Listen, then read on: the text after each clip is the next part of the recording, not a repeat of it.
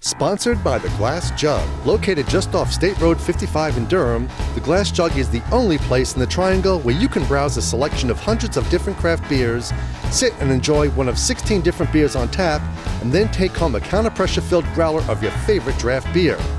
Their growler filling technology ensures beer freshness and carbonation for much longer than growlers filled from the tap. Join the Glass Jug for free tasting events every Thursday at 5 p.m. We'll see you at the Glass Jug.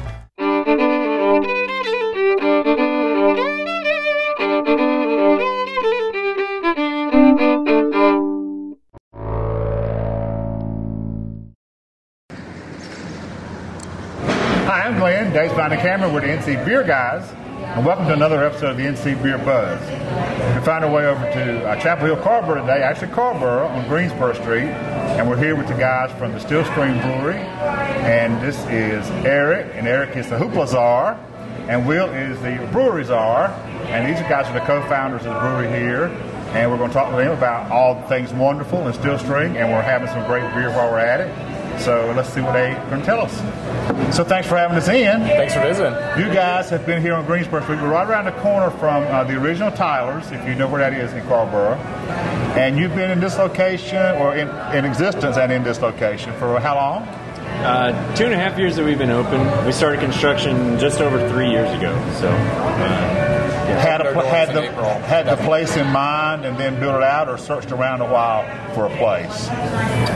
We searched a little bit. We were under contract for a place about 2 blocks that way and 2 blocks that way, and didn't quite come through. And then this was a furniture trader for like 2 or 3 years, probably. Well, maybe even longer than that. But as long as I'd lived in Carrboro, and they moved out. So you're a native, or you've been here a while in Carrboro? If anybody's a native of Carrboro, right? I've lived in Chapel Hill most of my life, so like 20 years, 10 years in different other places, but mostly. And how'd you find this guy? How'd you guys get together? Eric just kind of contacted us. I heard there were some guys that were in the process of starting a brewery and got in touch, and we started homebrewing together. Okay. So had you both brewed separately, and then you kind of came together and your styles and your ambitions at the end of my college career, and kind of moved to Chapel Hill after a few years after college. I went to school in Greensboro, North Carolina. Okay. Kind of grew up on Natty Greens and Foothills beer, and came over this way and homebrewed quite a bit, and I was really interested in the brewing industry. Met these guys, joined on early on. Yeah, I think you contacted us on Facebook, right?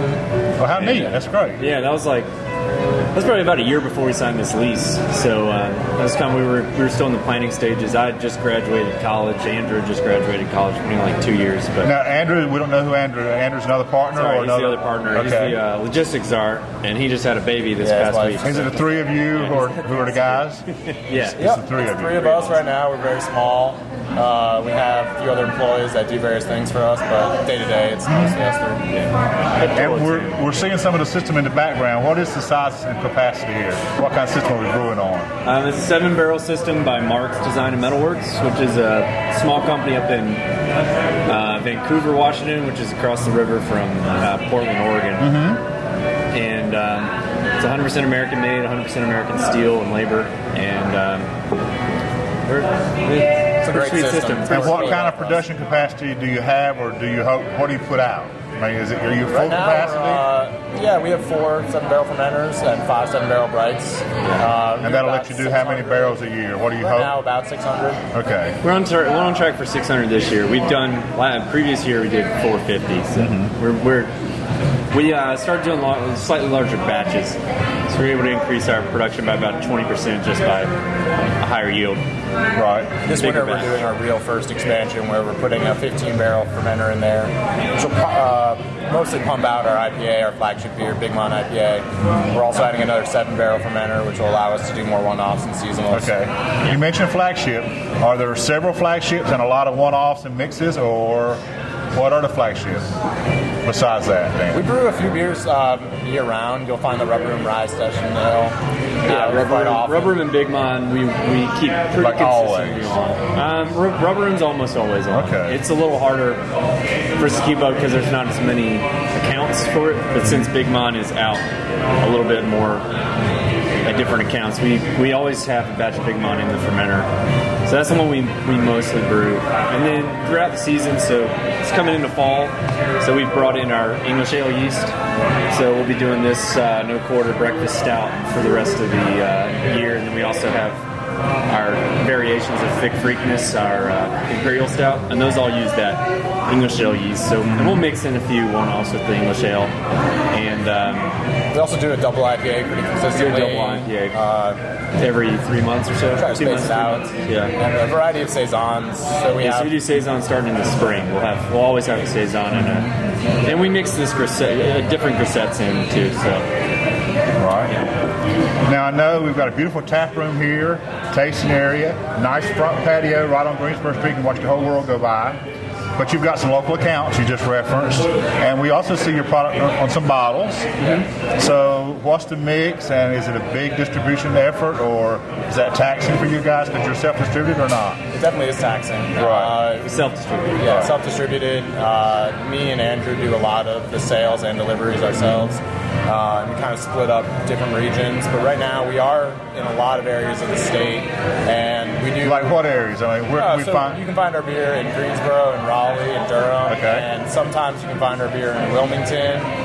Every once in a while, we'll get down to Charlotte or even Asheville with few. Or if one of the bottle shop guys makes an effort to come up and get it and take it back. We've been very fortunate. Right. A lot of really great accounts will do that for us. And like the Bombers guys in Wilmington or somebody who makes the effort to go out and get it. Lighthouse in Wrightsville comes consistently in Pallet in Wilmington. Fermental. Nice. And Fermental. And those three will come up and get it. And we occasionally make it to Charlotte, to Good and Salute there in Charlotte. And Crafty. Is that right? The Crafty beer guys in Cornelius, or we do. We've sold to Crafty before, but not as much recently. Right. So there's some out. Of course it is. And that's right. That's the right problem. There's so many new bottle shops opening up all the time, and it's great. It's great that there's this expanding market that we can sell to. And as we do more and more bottling, we've tried to. Is that a goal to get the brand out there to be more aware? I mean, this is a lot of a business to keep up with, just a tap room and a brewery. Yeah.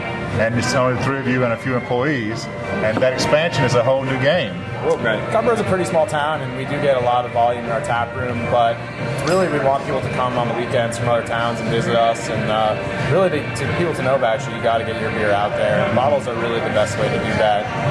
So like we bottled this morning, we did 54 cases of our Zip and Goza. That's another one we keep. We do these quick sours. We do those pretty regularly. Goza plays on Goza, like we did the Chambers for Tasty that was a lemon and vanilla Goza, and we've done Pickle Mania, Dill Pickle Goza, and we are probably doing a Yuzu Berliner Weiss coming here in the next 2 weeks. So we kind of play. Those quick sours are nice for us to do, and they're good to bottle. They don't move as quickly in the tap room. Now, for our viewers who may not know that reference, a quick sour, what do you mean by that? So that would be a sour that's not going to be aged in wood and is still a stainless steel fermented product, but we've soured it before the boil. So also kettle sours are what other people call them, but don't necessarily use their kettle to sour it. But yeah, so we call them quick because you can do it in the fermenter too. It just depends on where you do it. And the marketplace demands certain things, and you've got to kind of make your production system adequate for the demands. I think that our Goza is really nice. I think all Gozas have a place.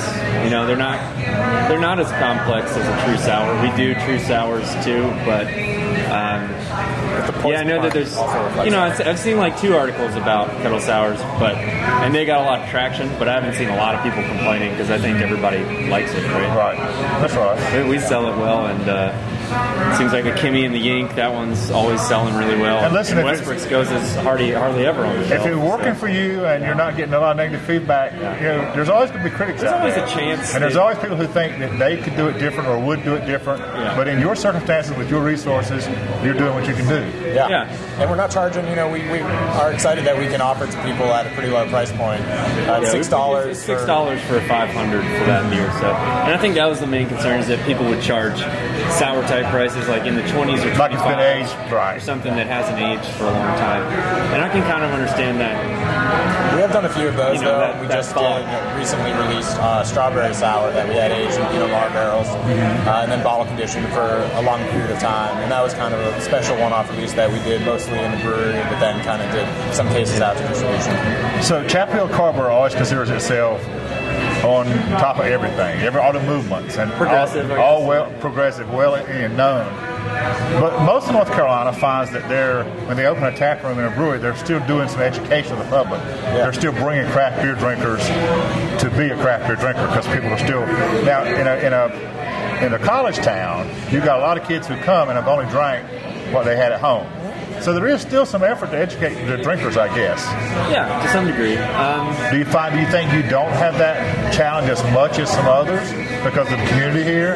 Well, I think we're really lucky that in this area there's been businesses that have been selling craft beer for quite a long time. Tyler's. Yeah, like you referenced, Tyler's across the street has been here for 10, 15 years probably. I don't know how long exactly. But Weaver Street sells great craft beer, and there's lots of bars around and lots of people who have been exposed to craft. So I feel like that makes our job a little bit easier. When we did kind of first do the Goza, there was, I think, the first few times people came in, it was, what is this? And we really did have to. It's a lesser known style among many drinkers. It still is not a good. It doesn't like move off our taps as quickly as other beers. And there's a little more sales behind that. Yeah, that's why we bottle it so that we can get people to know what they're buying. Keep moving it. But people do get really excited when it comes back. Yeah. They'll tell their friends, hey, the Goza's back. Right. It does definitely attract people to the tap room. That's good. That's great. So when you sat back 3, 4, even 5 years ago, and maybe had this in your dream, and you thought this was going to be what you wanted to do, but you, of course, had the hurdles everybody else has, getting open, getting your product out. Has it been everything as you thought it would be, as rewarding as you hoped it would be? Definitely. It's probably more challenging than we thought it would be. More work, more what? More everything, yeah. Okay. More work. It is more work than most people ever think about. More of a challenge, more of yeah, it's more complicated, I guess, would probably be the best word than we thought it probably would be.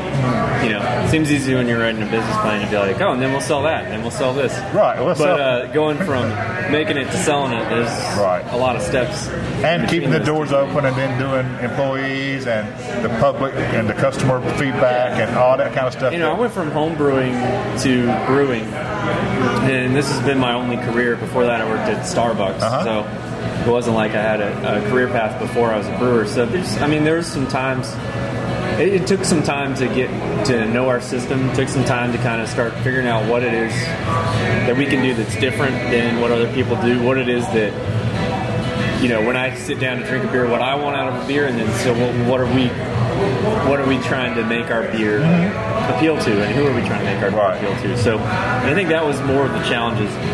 When you're home brewing, it's easy to say, all right, I like this beer, let me look up a clone recipe for that, and maybe I'll change a few things.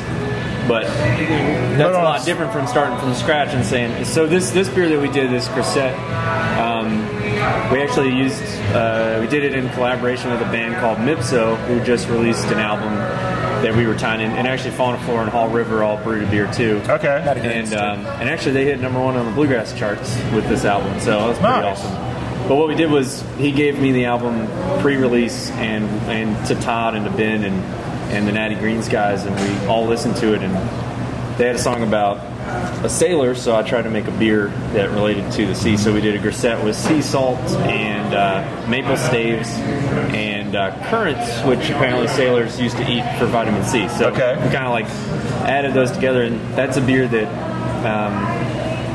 I didn't use a culinary reference or another beer. The music inspired you, and you started from there and figured out what kind of beer can I do. Probably the coolest experience I've had for myself coming up with a beer, and the freedom to do that. Yeah, and we can do that. I can do that because I'm the friggin' brewer. I can figure that out.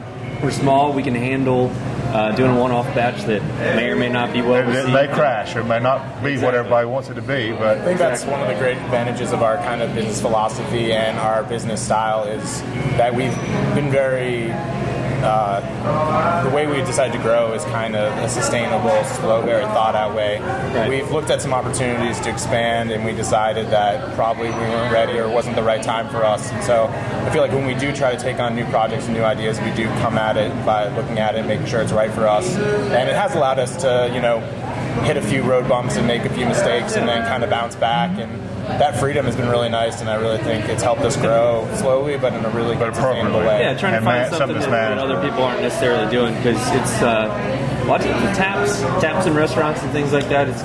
It's going to be harder and harder. It's more and more of a dogfight, and sure, you got to find something that is unique to what you do. And people like Todd at Fauna Flora or Ben at Hall River, who have like a voice, and you can tell that their beer is pulling from a lot of different places. Mm-hmm. That's something that I strive for as a brewer too, is to start finding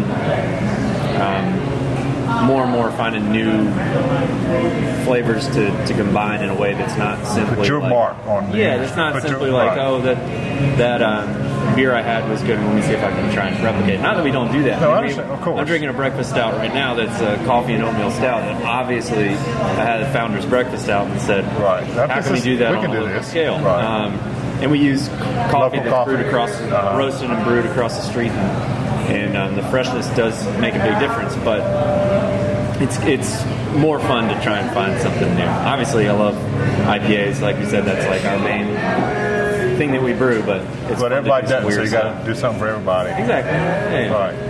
Thanks for having us in. Yeah, we appreciate it. Wish you all the luck in the world. All right. Thank you. So when you're next in Chapel Hill, Carrboro, and have an act for something cold to drink, you need to stop in on Greensboro Street and see these guys at Steel String Brewery and tell them the NC Beer Guys sent you. Until next time, this is David Glenn for the NC Beer Guys, reminding you to drink local and keep your beer dollars in North Carolina. Cheers.